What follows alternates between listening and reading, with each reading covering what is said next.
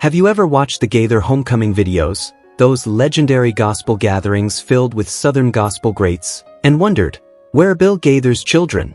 For decades, Bill and Gloria Gaither have been the heart and soul behind this musical ministry, but their children, Benji, Suzanne, and Amy, are rarely seen on stage. Today, let's take a closer look at the Gaither family and uncover why Bill and Gloria's kids are not prominent faces in the Homecoming series. Bill and Gloria Gaither have 3 children: Suzanne Gaither Jennings, Amy Gaither Hayes, Benji Gaither. You might be surprised to know that all 3 of them are involved in ministry and music, but mostly behind the scenes or in different paths. Suzanne Jennings, the quiet lyricist. Suzanne, the eldest daughter, actually co-wrote several powerful songs with her mother Gloria. She has writing credits on songs like God is Good All the Time and I Will Go On. She worked behind the scenes with the Gaither Music Company for years, helping to manage projects, write lyrics, and maintain the legacy. But Suzanne never desired a public spotlight. She chose to raise her family and support the ministry in quiet ways, proof that not every calling demands a stage. Benji Gaither, the creative producer. Benji is the only son of Bill and Gloria. A talented musician and visual artist, Benji chose a different path in creativity. He runs Livebait Productions, a Christian animation and production company. He was also involved in some of the more youth-oriented Gaither projects in the early 2000s, such as the Gaither Pond Children's Series and VeggieTale-style productions.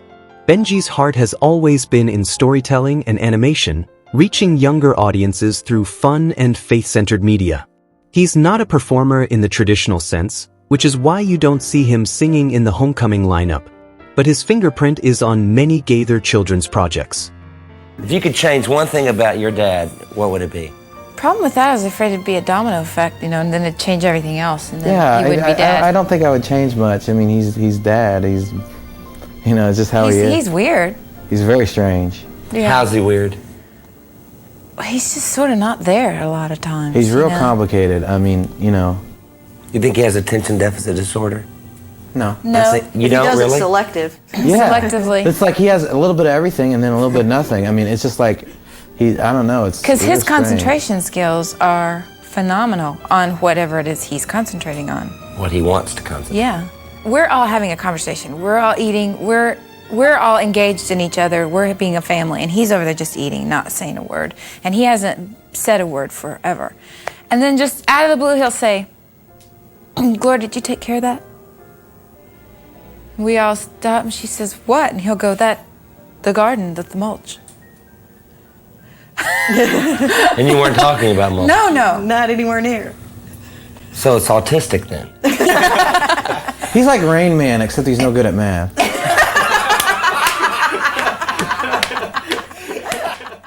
Amy Gaither Hayes, actress and speaker.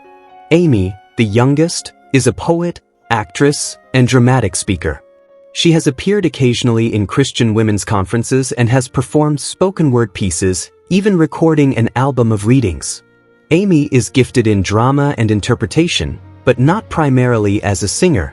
Her creative expression leaned more toward theater and literature, so she never pursued music ministry the way her parents did.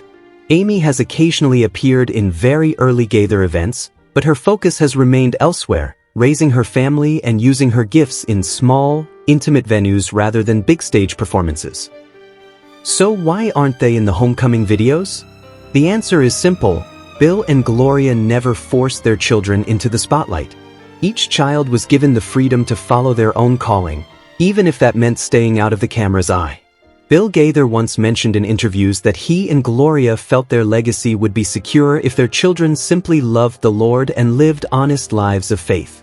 The stage was never the goal, it was faithfulness.